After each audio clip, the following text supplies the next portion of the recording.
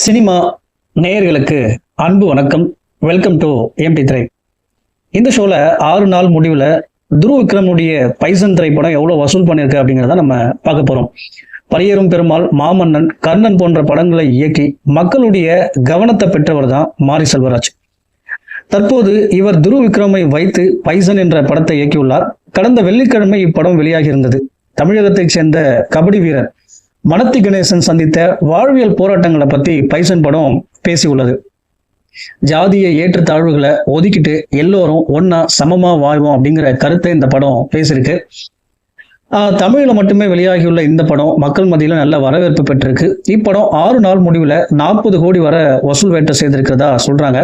வருகிற 24ஆம் தேதி தெலுங்குலையும் இந்த படம் வெளியாக இருக்கு. ஸோ அங்கேயும் சூப்பர் ஹிட் அடிக்குமா அப்படிங்கிறத நம்ம பொறுத்திருந்தா பார்க்கலாம். வருகிற நாட்கள் இந்த படம் இன்னும் எவ்வளவு கலெக்ட் பண்ணுது அப்படிங்கிற மாதிரி அடுத்த அப்டேட்ல சந்திக்கலாம். நன்றி, வணக்கம்.